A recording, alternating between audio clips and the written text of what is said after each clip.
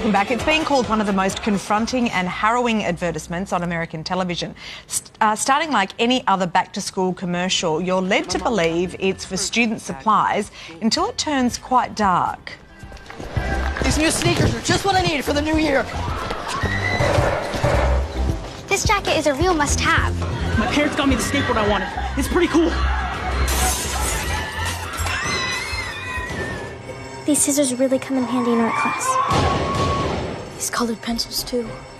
About the back-to-school essential this ad is selling is being alert to a shooter on campus, a campaign paid for by the Sandy Hook Promise Foundation, set up after the Sandy Hook school massacre. Our Masters of Spin join us, advertising and marketing experts Matthew Bywater and Jane Curran. We know this is confronting. We know it's a very, very serious topic. Is it fair enough? Does it play out okay? Yes, I think it's absolutely right. I think so too. I think it's got to get serious about that stuff.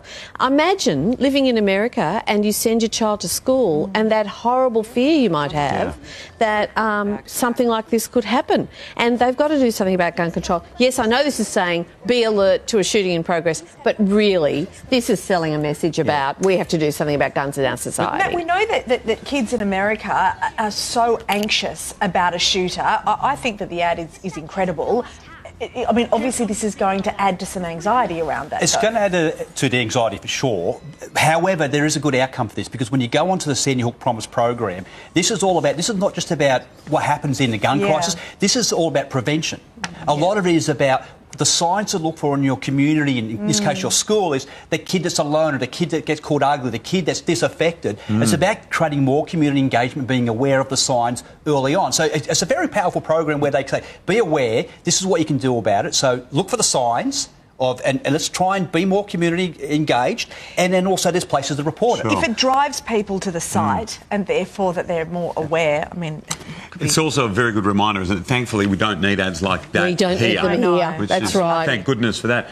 When is a crisis so bad that not even a crisis management agency will take up the job? Well, the answer is Hong Kong. The government advertised for a PR company to salvage its global reputation. No one bid for the job, Matthew. You ever heard of that happening? Nobody wants to touch it. The only other major one like this is Cambridge Analytica. Oh, yes, And after their big issues a couple of years ago, they applied for tens of PR agencies and couldn't get one. Yeah. Really? So that was another one that was just too hot to touch. Jane, particularly mid-crisis. Exactly. They're still mid-crisis. Why are they trying to sell Hong Kong as a tourist destination? That, I think, is the crux of the problem. Had this passed and had it been resolved in some way, then maybe. Wait a decent interval and then, yes, maybe you could re-engage with your audience and travellers.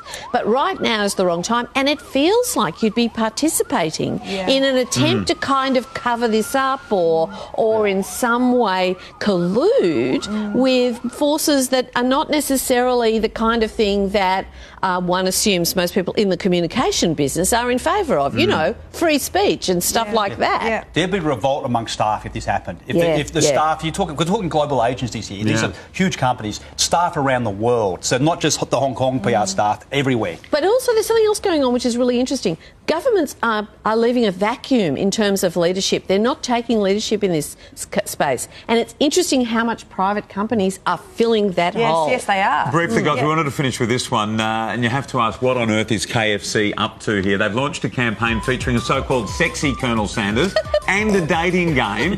What Matthew, look at Jane's reaction there. Say no more from Jane. Matthew, explain, please. I don't know if I can explain it. If it comes out this week, we'll have to see. I get what they're doing. I think it's... I've got an assumption it's aimed at the Japanese market. There's some Japanese characters there. It's very anime-ish, if that's the word. But there is something important here for KFC. Is we know that for years that whenever you have something physical and touch and it's tangible, you have greater resonance with that brand. And that we even know in more recent research is that even when that applies to an app, hitting hitting buttons and getting things buzzing around, we actually have a greater resonance to that brand. So that's what they're aiming for. None of that's a problem. It's the sexy Colonel Sanders bit, I think. Hence the laugh. It's not a few pounds. And I'm an old lady and I don't fancy it. Look, when I think Colonel Sanders, I think sexy. I don't know what's wrong with you, Janie. Thank you both so much. Coming up this morning on Weekend Sunrise, Pink smashes the glass ceiling for female performers. Go Pink. The honour she's about to be given in a new world first. That's just ahead.